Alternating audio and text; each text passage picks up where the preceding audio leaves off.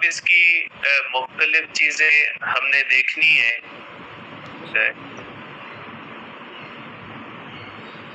बेटा अब आवाज आ रही है?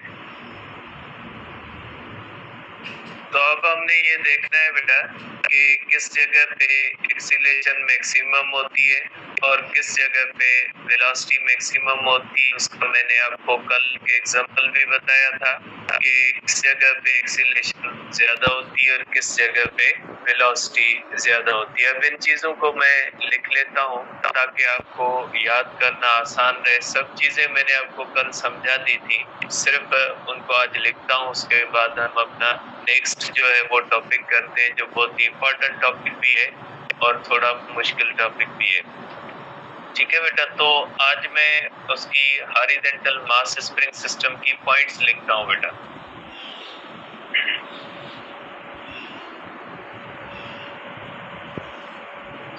देखिए बेटा, आप इसको इस तरह से कर सकते हैं, horizontal mass spring system.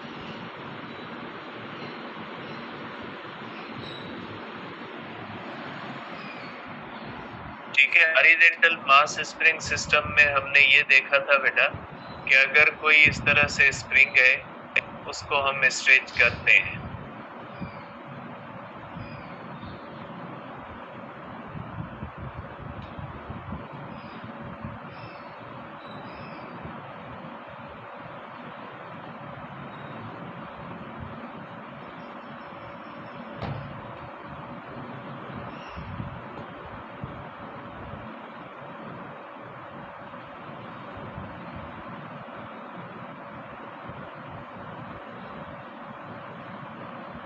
Suppose करें बेटा ये एक ब्लॉक है, इसका मास m है इस तरह से। अब यहाँ पे ये एक स्प्रिंग यहाँ पे अटैच्ड है और ये इक्वल स्प्रिंग है बेटा। ठीक है, और ये मीन पोजीशन पे होता है बेटा। ये ब्लॉक जो होता है बेटा ये मीन पोजीशन पे होता है। इसको हम कहते हैं ब्लॉक को बेटा कि ये मीन पोजीशन है। आपको पता है बेटा कि जब ये मीन पोजीशन पे होता है तो स्प्रिंग न स्ट्रेच्ड होता है और स्प्रिंग न ही कंप्रेस्ड होता है। तो स्प्रिंग न स्ट्रेच है न कंप्रेस्ड है, तो मीन्स ये ब्लॉक जो होगा इसके ऊपर किसी भी किस्म की रिस्टोरिंग फोर्स नहीं होगी, क्योंकि मीन पोजीशन पे जब कोई भी ऑब्जेक्ट होता है तो उसका डिस्प्लेसमेंट जीरो होता है। और आपको हुक्स लॉ से पता है कि रिस्टोरिंग फोर्स डायरेक्टली प्रोपोर्शनल होती है डिस्प्लेसमेंट के। तो जब कोई भी ब्लॉक मीन पोजीशन पे होता है तो उसका डिस्प्लेसमेंट जीरो माना जाता है। डिस्प्लेसमेंट इसलिए जीरो माना जाता है क्योंकि मैंने आपको डिस्प्लेसमेंट की डेफिनेशन बताई थी कि डिस्प्लेसमेंट का मकसद होता है कि distance between position of the body and mean position. जब ऑब्जेक्ट है ही मीन पोजीशन पे तो पोजीशन ऑफ द बॉडी और मीन पोजीशन सेम होते हैं। इसलिए जब कोई भी ऑब्जेक्ट मीन पोजीशन पे या इक्विलिब्रियम पोजीशन पे होता है तो उसका डिस्प्लेसमेंट जो होता है वो जीरो माना जाता है। ठीक है, अब अगर इसको हम इस तरह से बेटा इस स्प्रिंग को इस तरह से हम स्ट्रेच करें बेटा और स्प्रिंग को स्ट्रेच करके हम ले जाएं इस मास को बेटा एक्सट्रीम पोजीशन पे, इस तरह से बेटा हम इस हॉरिजॉन्टल मास स्प्रिंग सिस्टम को स्ट्रेच करके यहाँ पे ले आए। और आपको पता है जैसे ही हम स्ट्रेच करना शुरू कर देंगे और ये इस तरह मूव करना शुरू कर देगा तो इसका डिस्प्लेसमेंट बढ़ना शुरू हो जाएगा। तो हो गया डिस्प्लेसमेंट बढ़ता जाएगा, रिस्टोरिंग फोर्स बढ़ती जाएगी। तो जैसे जैसे हम इसको मूव करवाएंगे तो यहाँ से लेकर यहाँ तक हम मूव करवाएंगे with uniform velocity. Uniform velocity से जब मूव करवाएंगे तो क्या हो जाएगा कि हमारी अप्लाइड फोर्स और रिस्टोरिंग फोर्स इक्वल होगी। और जैसे जैसे ये डिस्प्लेसमेंट बढ़ता जाएगा रिस्टोरिंग फोर्स बढ़ती जाएगी, रिस्टोरिंग फोर्स बढ़ती जाएगी मींस अप्लाइड फोर्स भी बढ़ती जाएगी। तो डिस्प्लेसमेंट का डायरेक्शन किस तरफ होता है बेटा, यहाँ पे यहाँ पे डिस्प्लेसमेंट को आप देख सकते हैं कि डिस्प्लेसमेंट का डायरेक्शन टुवर्ड्स राइट है बेटा, जबकि रिस्टोरिंग फोर्स का डायरेक्शन किस तरफ होता है बेटा, रिस्टोरिंग फोर्स का डायरेक्शन जो होता है वो टुवर्ड्स लेफ्ट होता है, इस तरह से। और जब बॉडी यहाँ पे आती है तो इसके अंदर बेटा डिस्प्लेसमेंट एम्पलीट्यूड के बराबर हो जाता है, डिस्प्लेसमेंट मैक्सिमम होता है, रिस्टोरिंग फोर्स मैक्सिमम होती है। और जब हम किसी भी मास को मीन पोजीशन से एक्सट्रीम तक ले जाते हैं तो बेटा ये हम रिस्टोरिंग फोर्स के खिलाफ ले जाते हैं। और आपको पता है कि अगर किसी भी मास को इलास्टिक फोर्स के खिलाफ हम अगर मूव करवाएंगे तो उसके अंदर पोटेंशियल एनर्जी स्टोर होगी, क्योंकि इसको मूव करवाते हुए हमने वर्क किया है, हमने फोर्स लगाई है, फोर्स की वजह से डिस्प्लेसमेंट हुआ है और ये अगेंस्ट इलास्टिक फोर्स हुआ है। तो अगर हम वर्क करते हैं अगेंस्ट इलास्टिक फोर्स तो वो हमारा वर्क स्टोर हो जाता है एज अ पोटेंशियल एनर्जी। और ये work done by constant force नहीं होगा, ये work done by variable force होगा। इसलिए क्योंकि हुक्स लॉ कहता है कि जैसे जैसे डिस्प्लेसमेंट बढ़ता जाएगा तो रिस्टोरिंग फोर्स बढ़ती जाएगी। और आप अगर बॉडी को यूनिफॉर्म वेलोसिटी से मूव करवा रहे हैं, इसका मकसद है जब आप मीन से एक्सट्रीम तक लेके जा रहे हैं तो आपको फोर्स अपनी बढ़ानी पड़ेगी, मीन्स ये work done by variable force होगा और आपका किया हुआ वर्क जो होता है वो स्टोर हो जाता है एज अ पोटेंशियल एनर्जी। अब जब आप इस ब्लॉक को यहाँ पे छोड़ते हो बेटा, जब आप इस ब्लॉक को यहाँ पे छोड़ोगे तो ये ब्लॉक वापस मूव करेगा बेटा, ये ब्लॉक वापस मूव करेगा इस तरह से। और मैंने कल आपको डेटा बताई थी कि ब्लॉक की यहाँ पे वेलोसिटी 0 होती है और जैसे ही ब्लॉक इस तरफ जाएगा तो ब्लॉक एक्सीलरेट करेगा, क्योंकि रिस्टोरिंग फोर्स इसको ले आएगी। और जब कोई भी फोर्स किसी भी बॉडी को मूव करवा रही होती है तो उसमें एक्सीलेशन होती है। इसलिए जब ब्लॉक को हम एक्सट्रीम पोजीशन पे छोड़ेंगे तो रिस्टोरिंग फोर्स इसको वापस जब मीन पोजीशन की तरफ लेके आएगी तो ये फोर्स अनबैलेंस्ड फोर्स होगी, क्योंकि हमने अपनी अप्लाइड फोर्स यहाँ पे खत्म कर दी है, जिसका नतीजा क्या निकलेगा कि ये ब्लॉक एक्सीलेट करता हुआ मीन पोजीशन पे आएगा, लेकिन ये डिक्रीजिंग एक्सीलेशन होगी। मैंने कल आपको डेटा बना के इसका बताया था कि ये एक्सीलेशन तो होती है, डिक्रीजिंग एक्सीलेशन होती है। और आपको पता है डिक्रीजिंग एक्सीलेशन वो अंदर चेंज इन वेलोसिटी कम हो रही होती है लेकिन वेलोसिटी बढ़ रही होती है। नतीजा ये निकलता है कि जीरो वेलोसिटी से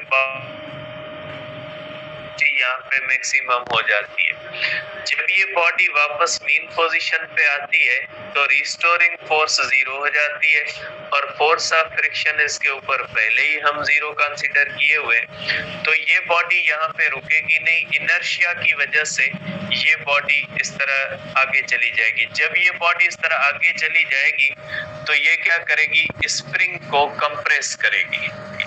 अब जब ये बॉडी स्प्रिंग को कंप्रेस करेगी तो स्प्रिंग क्या करेगा, अब इसकी वेलोसिटी को कम करना शुरू करेगा, मींस जब ये इस तरफ जाएगी तो इसके अंदर डिसेलरेशन पैदा होगी। आप कह सकते हैं कि जब बॉडी एक्सट्रीम टू मीन आएगी तो एक्सीलरेट करेगी और जब ये बॉडी मीन टू एक्सट्रीम जाएगी तो डिसेलरेट करेगी। ठीक है, अब इसके अंदर आप डिस्प्लेसमेंट का डायरेक्शन देख लें। डिस्प्लेसमेंट का डायरेक्शन हमेशा mean position to the position of the body होता है। ये डिस्प्लेसमेंट इस साइड पे नेगेटिव होगा। ठीक है, यहाँ पे रिस्टोरिंग फोर्स को नेगेटिव माना जाएगा और यहाँ पे जो रिस्टोरिंग फोर्स होगी उसका डायरेक्शन ये होगा और यहाँ पे रिस्टोरिंग फोर्स को पॉजिटिव माना जाएगा।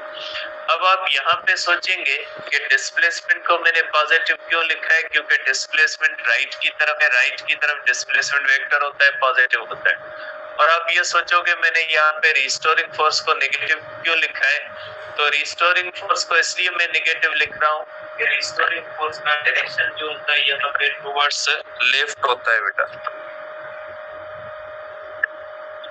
तो इस वजह से मैंने यहाँ पे इसको जो है वो नेगेटिव और पॉजिटिव किया है। ठीक है बेटा, तो कह सकते हैं कि यहाँ पे रिस्टोरिंग फोर्स लेफ्ट की तरफ है तो वेक्टर है, नेगेटिव है। देखिए यहाँ पे डिस्प्लेसमेंट नेगेटिव की तरफ है, लेफ्ट की तरफ तो नेगेटिव है, और यहाँ पे रिस्टोरिंग फोर्स इस तरफ।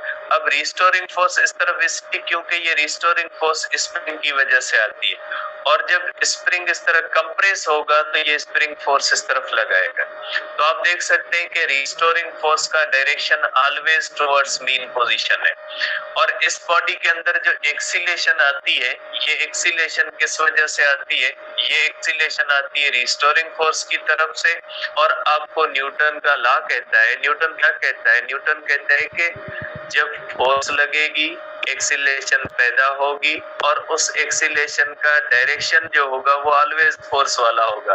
तो यहाँ पे रिस्टोरिंग फोर्स का direction always towards mean position है, तो इसमें पैदा होने वाली एक्सीलेशन या डिसलेरेशन का डायरेक्शन ऑलवेज टुवर्ड्स क्या होगा? Mean position. क्योंकि एक्सीलेशन का डायरेक्शन भी इस तरफ है और डिसलेरेशन का डायरेक्शन भी इस तरफ है, क्योंकि जब बॉडी इस तरफ जाएगी डिसलरेट करेगी, और डिसलरेशन का direction always opposite to the direction of velocity होता है। बॉडी इस तरफ जा रही है लेकिन डिसलरेट कर रही है, और डिसलरेशन का डायरेक्शन क्या होता है? Always opposite to the direction of motion होता है। थर्ड चैप्टर के अंदर हमने डिस्कस किया है। इसके बाद फिर क्या होगा? इसके बाद ये होगा बेटा कि बॉडी फिर यहाँ से वापस आ जाएगी बेटा, इस तरह से बॉडी वापस इस तरह से मीन पोजीशन पे आएगी, लेकिन मीन पोजीशन पे फिर रुकेगी नहीं, और इनर्शिया की वजह से आगे मूव कर लेगी बेटा वापस एक्सट्रीम पोजीशन तक, और ये बॉडी इस तरह से वापस एक्सट्रीम तक जाएगी, और ये इस तरह से वाइब्रेट करती रहेगी।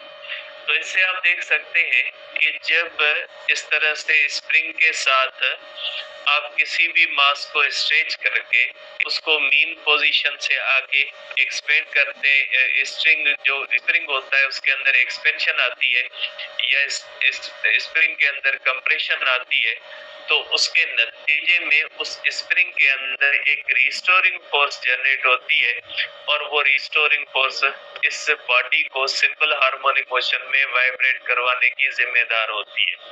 ठीक है, और आपने ये भी देखा कि जब मीन पोजीशन से आप इसको एक्सट्रीम पोजीशन तक ले जाते हो, तो एक्सट्रीम पोजीशन तक जब ले जाते हो आप, तो इसके अंदर आप फोर्स लगाते हो, आप एक्सटर्नल एजेंसी हो, आप इसको फोर्स लगाते हो, एक्सटर्नल एजेंसी फोर्स लगाती है, और एक्सटर्नल एजेंसी की फोर्स की वजह से बॉडी डिस्प्लेसमेंट तय करती है, वर्क होता है, और उसी वर्क की वजह से उसके अंदर एक पोटेंशियल एनर्जी आती है, क्योंकि आप यहाँ पे वर्क कर रहे हो अगेंस्ट इलास्टिक फोर्स, और वही पोटेंशियल एनर्जी फिर इस तरह से इसके अंदर जो है वो वाइब्रेट कर रही होती है।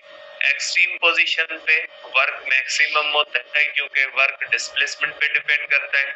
जब आप मीन पोजीशन से वर्क करके एक्सट्रीम पे जाते हो तो आपने बॉडी को ज्यादा से ज्यादा डिस्प्लेसमेंट तय करवा दिया है, तो आपका वर्क मैक्सिमम होगा, पोटेंशियल एनर्जी मैक्सिमम होगी। लेकिन जैसे ही ये बॉडी आप छोड़ोगे, ये बॉडी एक्सट्रीम टू मीन आएगी, तो आपको पता है कि इसकी पोटेंशियल एनर्जी काइनेटिक एनर्जी में कन्वर्ट हो जाएगी, और जब ये मीन पोजीशन पे आएगी तो इसके अंदर टोटल पोटेंशियल एनर्जी कन्वर्ट हो चुकी काइनेटिक एनर्जी के अंदर। जब ये लेफ्ट साइड की तरफ जाएगी तो स्प्रिंग को कंप्रेस करेगी, और स्प्रिंग को जब कंप्रेस करेगी तो वापस काइनेटिक एनर्जी पोटेंशियल में कन्वर्ट होगी। फिर ये एक्सट्रीम से मीन की तरफ आएगी, फिर पोटेंशियल एनर्जी कन्वर्ट हो जाएगी काइनेटिक एनर्जी में। तो इस तरह से ये पोटेंशियल एनर्जी और काइनेटिक एनर्जीज भी एक दूसरे के अंदर इस तरह से पीरियडिकली जो होती है वो इस तरह से जो है वो चेंज होती रहती है। कहीं पे पोटेंशियल एनर्जी होती है और कहीं पे काइनेटिक एनर्जी होती है। अब अगर आप इसको देखें तो इसकी मोशन वाइब्रेटिव भी होती है और इसकी मोशन पीरियडिक भी होती है। इसका मतलब ये हुआ कि इसकी मोशन जो है वो सिंपल हार्मोनिक मोशन है, और आपने देखा है कि इसके अंदर एक्सीलेशन भी होती है, और उस एक्सीलेशन का डायरेक्शन जो है वो ऑलवेज टुवर्ड्स मीन पोजीशन भी होता है, और इसका डायरेक्शन ऑलवेज जो होता है वो अगेंस्ट होता है डिस्प्लेसमेंट के, जो एक नेसेसरी कंडीशन है किसी भी बॉडी की मोशन की सिंपल हार्मोनिक मोशन होने के लिए तो इस मास स्प्रिंग सिस्टम के अंदर सब वो प्रॉपर्टीज मौजूद हैं जो सिंपल हार्मोनिक मोशन होने के लिए जरूरी है।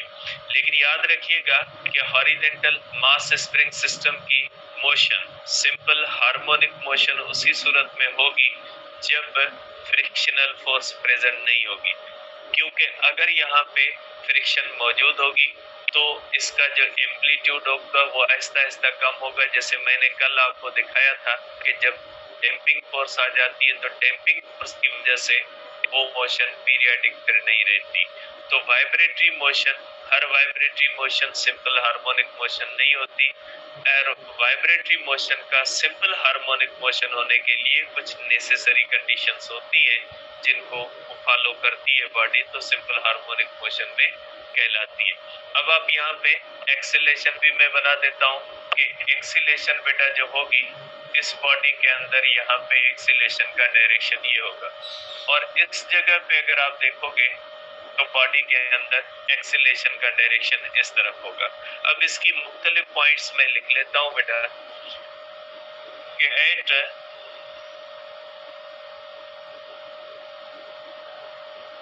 एक्सट्रीम पोजीशन बेटा, एक्सट्रीम पोजीशन पे क्या होता है बेटा, एक्सट्रीम पोजीशन राइट साइड की बेटा, ठीक है। राइट साइड पे जब बॉडी इस तरह से राइट साइड पे यहाँ पे होती है तो ये एक्सट्रीम पोजीशन होती है बेटा, एक्सट्रीम पोजीशन है और ये है राइट साइड की एक्सट्रीम पोजीशन। यहाँ पे क्या होता है, यहाँ पे पहली बात ये होती है कि बेटा एक्स जो होता है, ये जो डिस्प्लेसमेंट होता है ग्रेटर देन 0 होता है और ये डिस्प्लेसमेंट मैक्सिमम होता है।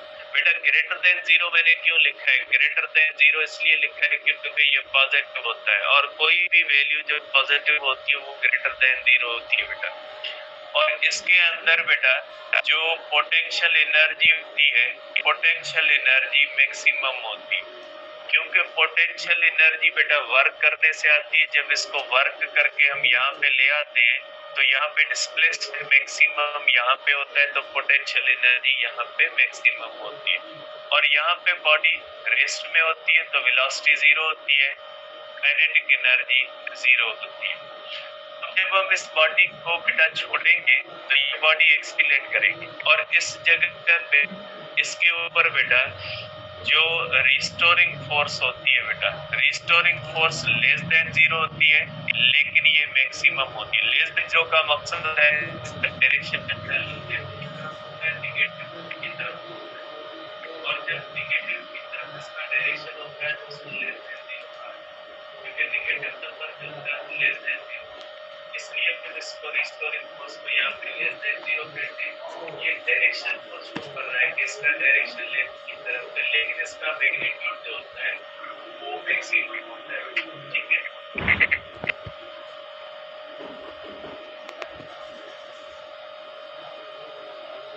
ठीक है बेटा, ये रिस्टोरिंग फोर्स मैक्सिमम होती है, एक्सीलेशन भी बेटा लेस देन 0 होती है और मैक्सिमम होती है, क्योंकि जब आप इसको छोड़ोगे तो मैक्सिमम फोर्स लग रही है और जहाँ पे फोर्स ज्यादा लग रही होगी वहां पे एक्सीलेशन भी बेटा ज्यादा लग रही होगी। तो आप कहोगे कि इस एक्सट्रीम पोजीशन पे ये चीजें होती है। अब हम कर लेते हैं बेटा body is in uniform motion. बेटा इस जगह पे बॉडी की मोशन यूनिफॉर्म मोशन होती है। बॉडी की मोशन जो होती है बेटा मीन पोजीशन पे बॉडी की मोशन यूनिफॉर्म मोशन होती है, इसीलिए इसको इक्विलिब्रियम पोजीशन कहा जाता है, क्योंकि इस पोजीशन पे फोर्स 0 होती है। जब फोर्स 0 होती है तो एक्सेलरेशन भी 0 होगी बेटा। अब हम करते हैं बेटा एक्सट्रीम पोजीशन।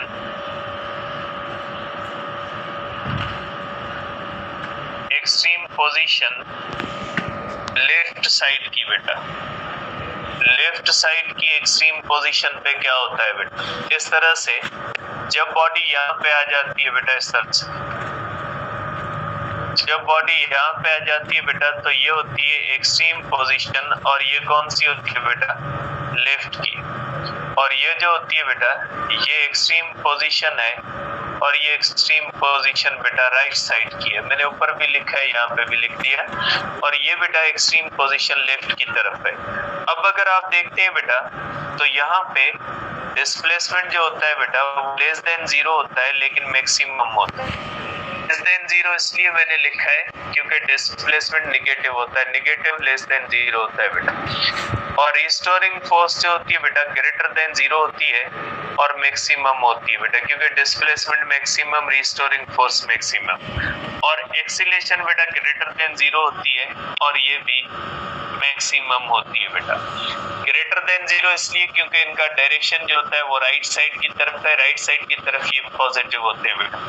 और वेलोसिटी जो होती है बेटा 0 होती है, काइनेटिक एनर्जी 0 होती है, काइनेटिक एनर्जी का ताल्लुक ही मोशन के साथ है। यहाँ पे बॉडी इस जगह पे और इस जगह पे रेस्ट पे होते हैं बेटा।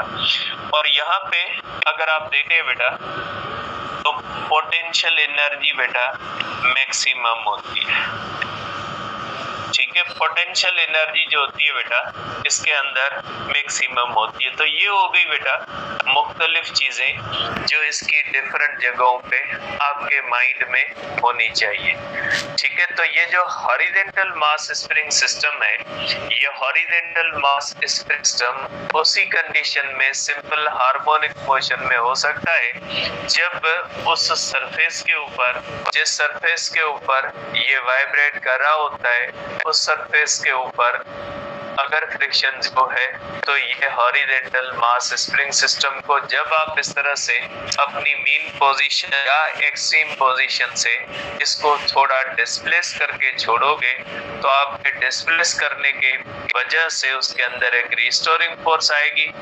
और रिस्टोरिंग फोर्स लाने के लिए जब आप उसके ऊपर वर्क करते हो तो आप उसको एनर्जी दे करने वाली कोई फोर्स नहीं होती, क्योंकि एनर्जी कम ज्यादा डिसिपेटिव फोर्स से होती है। और यहाँ पे डिसिपेटिव फोर्स एक फ्रिक्शन हो सकती है और फ्रिक्शन को हम पहले ही 0 कंसीडर किए हुए।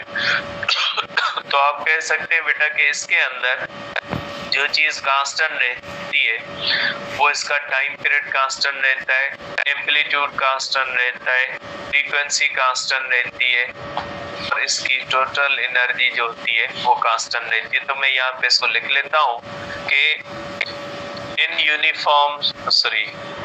in simple harmonic motion, ठीक है, फ्रीक्वेंसी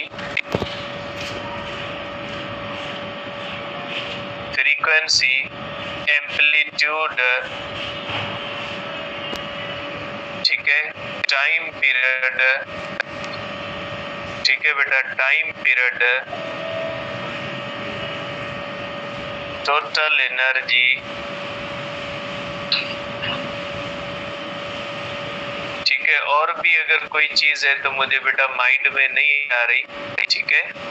आप अगर माइंड में आपके आ रही है तो कमेंट कर दे तो मैं लिख दूं, सबके लिए फायदा होगा। तो ये मुझे 3-4 चीजें भी माइंड में आ रही हैं, आगे जैसे ही कोई और चीज भी होगी तो मैं इसको लिख दूंगा। तो इन simple harmonic motion frequency, amplitude, time period, total energy and total energy remain constant बेटा। ये जो होती है ये कांस्टेंट रहती है जी। मोमेंटम कांस्टेंट नहीं रहेगा बेटा, मोमेंटम का डायरेक्शन चेंज होगा, मैग्नीट्यूड ऑफ मोमेंटम कांस्टेंट रहेगा बेटा। इन सिंपल हार्मोनिक मोशन भी है,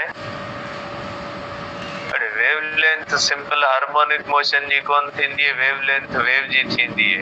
वेवलेंथ इन जी केड़ी कंदो हरुबरो में उपति उनाणो। In simple harmonic motion kinetic energy, potential energy, instantaneous displacement, ठीक है, इंस्टैंटेनियस डिस्प्लेसमेंट और कौन सी चीज है? रिस्टोरिंग फोर्स,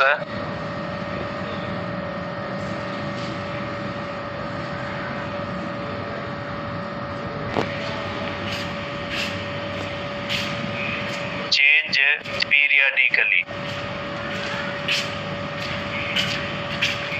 चेंज पीरियडिकली, मैंने अभी इसको वेव के साथ जोड़ा नहीं है। जब तक मैं वेव के साथ नहीं जोड़ूंगा तो मैं वेव नंबर और इसकी वेवलेंथ कैसे लिख सकता हूँ? तो मैंने अभी यहाँ पे 2 दिनों के अंदर आपके सामने नेम लिया है वेव का, अभी मैंने इसका ताल्लुक ही नहीं बनाया, तो मैं इस स्टेज पे कैसे लिख सकता हूँ कि इसकी वेवलेंथ होती है? ठीक है, मैं इसको जोड़ूं, अभी इसको बताऊं, उसके बाद मैं जो चीज इसके साथ कनेक्ट करूंगा वेव के साथ उसका बताऊंगा। अब इसको तो मैंने ये सिंपल हार्मोनिक मोशन लिया, मैंने तो इसका कहीं पे भी आपको नहीं कहा इसका कनेक्शन वेव के साथ हो। जब मैं इसका बनाऊंगा वेव के साथ तो फिर वो चीजें वेव वाली भी बना लूंगा। तो ये सिंपल, इसके अंदर kinetic energy, potential energy, instantaneous displacement, restoring force, acceleration, velocity changes periodically।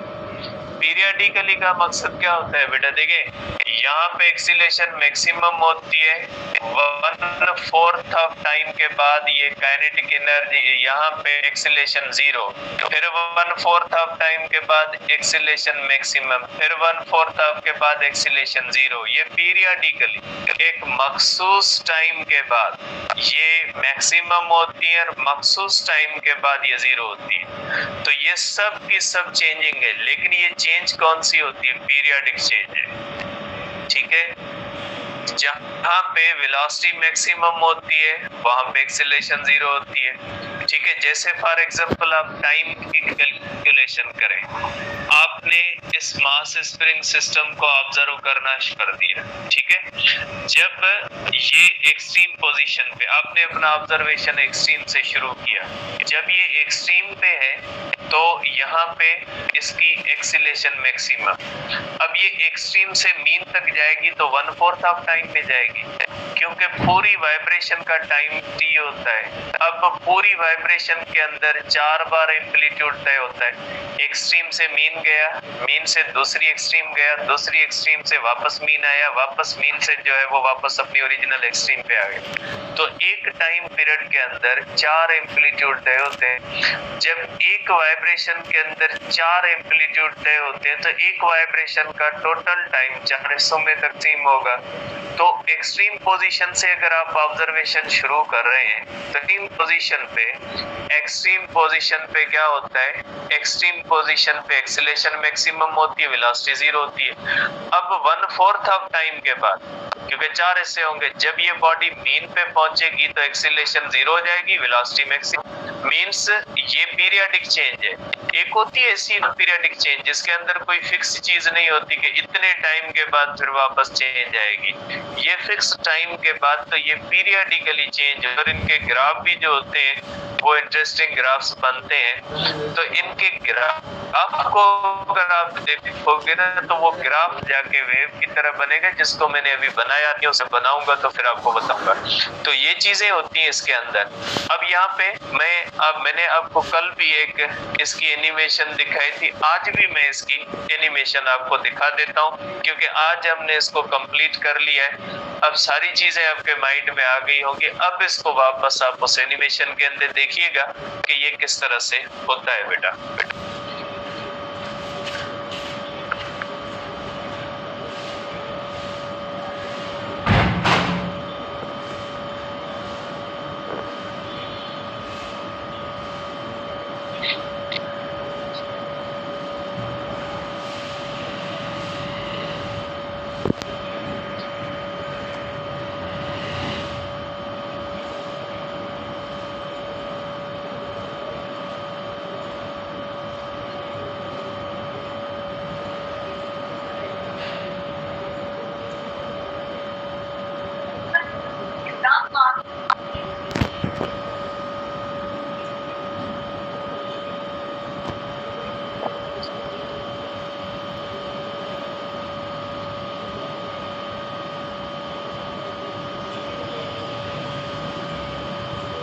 बेटा ये मैंने आपको कल भी जो है वो दिखाया था, आज भी मैं वापस आपको दिखा देता हूँ। ठीक, इसके अंदर बेटा ये देखें डैम्पिंग स्ट्रेंथ है, डैम्पिंग स्ट्रेंथ 0 है, मींस ये बेटा ये जो होती है ये फ्रिक्शन होती है, मैंने फ्रिक्शन को 0 रख लिया है। और ये स्प्रिंग कांस्टेंट के होता है बेटा, स्प्रिंग कांस्टेंट के जो होता है मैंने आपको कल बताया था कि स्प्रिंग कांस्टेंट के जो होता है ये स्टिफनेस ऑफ स्प्रिंग को बताता है, मींस स्प्रिंग जो होता है वो हार्ड या सॉफ्ट है, इसका कैसे पता लगता है।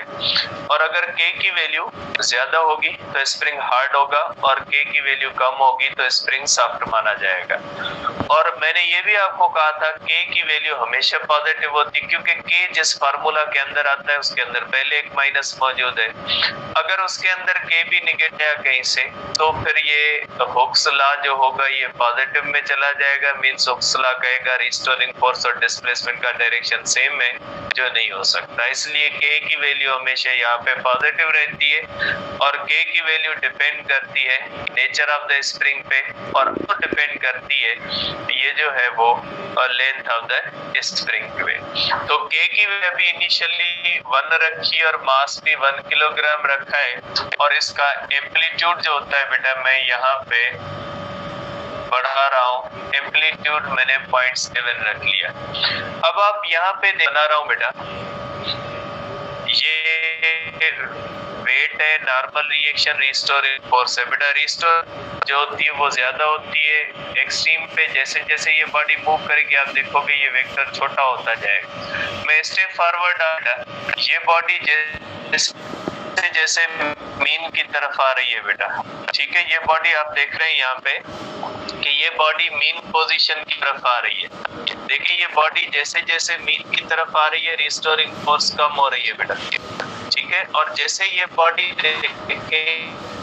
ये बॉडी जैसे मीन से एक्सट्रीम की तरफ जा रही है तो रिस्टोरिंग फोर्स बढ़ रही है बेटा। देखिए ये वेक्टर जो होता है वो बढ़ रहा होता है, देखें, ठीक है। तो ये देखें यहाँ पे ज्यादा से ज्यादा है।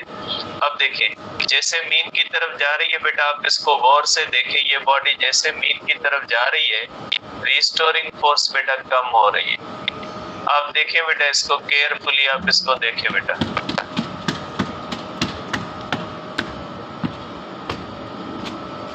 ये आप इसको केयरफुली देखें बेटा कि ये जैसे ही मीन पोजीशन पे बॉडी आएगी, देखें रिस्टोरिंग फोर्स 0 हो गई बेटा, क्योंकि रिस्टोरिंग फोर्स पैदा ही तब होती है जब आप इसको डिस्प्लेसमेंट देते हैं। अब देखें जब ये मीन पोजीशन से एक्सट्रीम की तरफ जाएगी रिस्टोरिंग फोर्स का डायरेक्शन जो है चेंज होगा। यहाँ पे भी रिस्टोरिंग फोर्स का टुवर्ड्स मीन पोजीशन है, जब ये बॉडी इस तरह जाएगी तो भी रिस्टोरिंग फोर्स का जो होता है वो ऑलवेज टुवर्ड्स मीन पोजीशन होता है। आप देख सकते हैं बेटा इसको, देखिए अब जैसे जैसे बॉडी एक्सट्रीम पोजीशन की तरफ जा रही है तो रिस्टोरिंग फोर्स बढ़ रही है, ठीक है। ये आपका पहला ऑब्जर्वेशन हुआ। अब दूसरा ऑब्जर्वेशन आप देखिए बेटा, काइनेटिक एनर्जी और पोटेंशियल एनर्जी का यहाँ पे देखें बेटा, टोटल एनर्जी है बेटा, टोटल एनर्जी 0.24 जूल है और बॉडी अभी कहाँ पे, बॉडी अभी एक्सट्रीम पोजीशन पे, एक्सट्रीम पोजीशन पे इसके पास टोटल पोटेंशियल 0.24 जूल है, क्योंकि जब कोई भी बॉडी पोजीशन पे होती है तो टोटल एनर्जी किस जो होती है पोटेंशियल, देखिए काइनेटिक जीरो, उसको गौर से देखें। अब आप उसकी तरफ देखिएगा। अब मैं इसको फोर्सेस को खत्म कर देता हूं ताकि आपकी इसकी तरफ कंसंट्रेशन न जाए। अब आप यहाँ पे देखिएगा बेटा, ठीक है, जैसे बॉडी मूव करेगी फ्रॉम जो है वो extreme position to the mean position, तो आप देखेंगे पोटेंशियल एनर्जी कम होगी, काइनेटिक एनर्जी बढ़ेगी, टोटल एनर्जी रिमेन्स कंजर्व। क्यों कंजर्व रहती है? इसलिए कि डिसिपेटिव फोर्स है ही नहीं, फ्रिक्शन है नहीं, टोटल एनर्जी को कौन डिसिपेट करेगा, कौन खत्म करेगा, इसको कोई नहीं करेगा। तो अब आप देखें बेटा, मैं इसको वापस ले जाता हूँ, आप देखें बेटा, आप एनर्जी की तरफ देखें बेटा, देखें टोटल एनर्जी पे आप देखोगे कोई फर्क नहीं पड़ता। जब बॉडी मीन पोजीशन पे आ गई बेटा, देखें बॉडी मीन पोजीशन पे पहुंच गई तो टोटल एनर्जी जो है बेटा 0.24 है और काइनेटिक एनर्जी भी 0.24 है, पोटेंशियल एनर्जी 0 हो गई। अब आप देखें बेटा इसको, अब ये देखिए, ठीक है, ये देखिए अब फिर क्या हो रहा है, पोटेंशियल एनर्जी बढ़ रही है और काइनेटिक एनर्जी क्या हो रही है बेटा, कम हो रही है। अब जब ये वापस आएगा बेटा, एक्सट्रीम टू मीन वापस आ रहा है बेटा, देखें एक्सट्रीम टू मीन आ रहा है, तो फिर आप देखें इसको, ठीक है। अब आप इसको ग्राफ के अंदर देखें बेटा, ठीक है बेटा, ये आप इसको ग्राफ के अंदर देखें बेटा,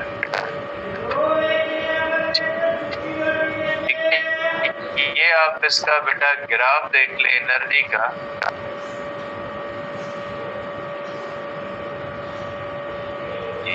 एक साइड पे आ जाएगा ताकि इसको समझना थोड़ा मसला हमारे लिए ना हो।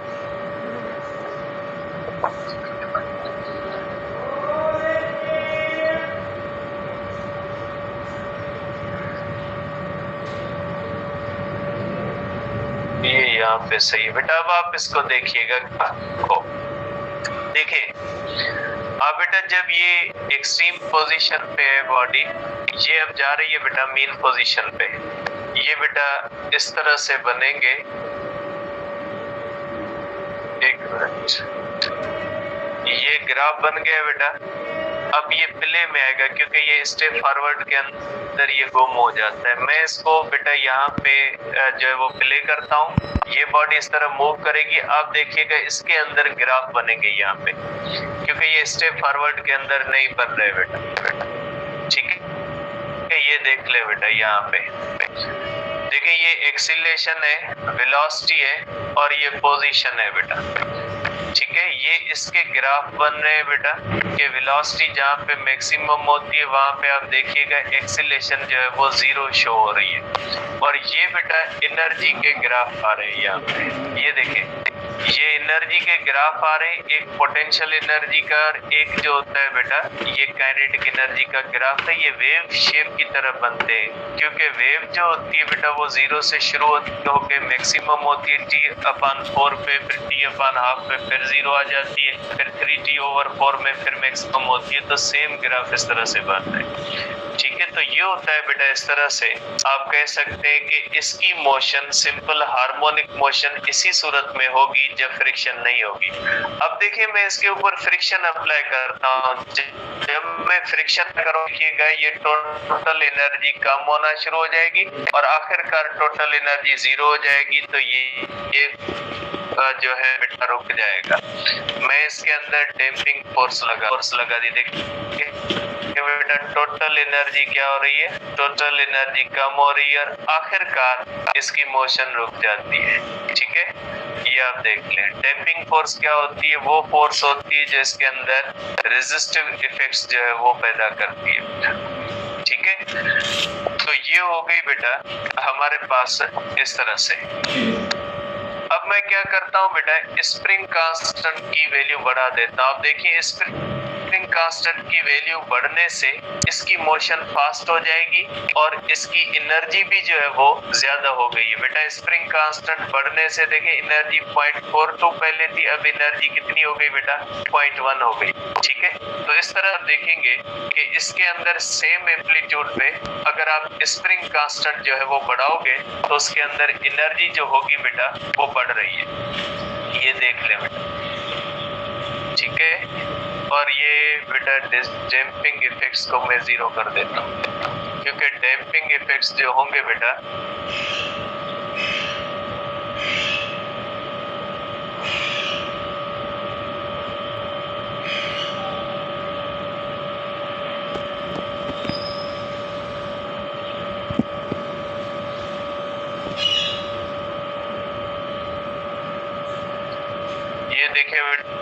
टोटल एनर्जी पहले से बढ़ गई है क्योंकि मैंने K की वैल्यू क्या कर दी है बेटा, बढ़ा दी है। K की वैल्यू बढ़ने से बेटा सेम एम्पलीट्यूड के अंदर टोटल एनर्जी जो होती है वो बढ़ रही है। तो आप इसको इस तरह से देख सकते हैं बेटा। तो ये हमारे पास हॉरिजॉन्टल मास स्प्रिंग सिस्टम जिसके अंदर मुख्तलिफ चीजों के इफेक्ट्स जो है वो हमने देखने थे। तो हमारा यहाँ पे बेटा हॉरिजॉन्टल मास स्प्रिंग सिस्टम खत्म होता है। अब हमने सिंपल हार्मोनिक मोशन का कनेक्शन पढ़ना था यूनिफॉर्म सर्कुलर मोशन के साथ, लेकिन इंशाल्लाह इसको कल डिस्कस करें। कल आपकी क्लास थोड़ी बड़ी होगी क्योंकि टॉपिक बड़ा है, इसलिए नाश्ता वाश्ता करके आइएगा। ऐसा ना हो कि फिर आप रोना पीटना शुरू कर देते हैं कि अब बहुत हो गया बहुत हो गया। बेटा टॉपिक होता है बड़ा टॉपिक है, टाइम लेगा, तो कल वाला टॉपिक सिंपल हार्मोनिक मोशन का ताल्लुक इंशाल्लाह यूनिफॉर्म सर्कुलर मोशन के साथ देखेंगे कि क्या होता है, किस तरह से बनता है, और उसकी पूरी मैथमेटिकल इक्वेशंस इंशाल्लाह कल हम डिस्कस करेंगे।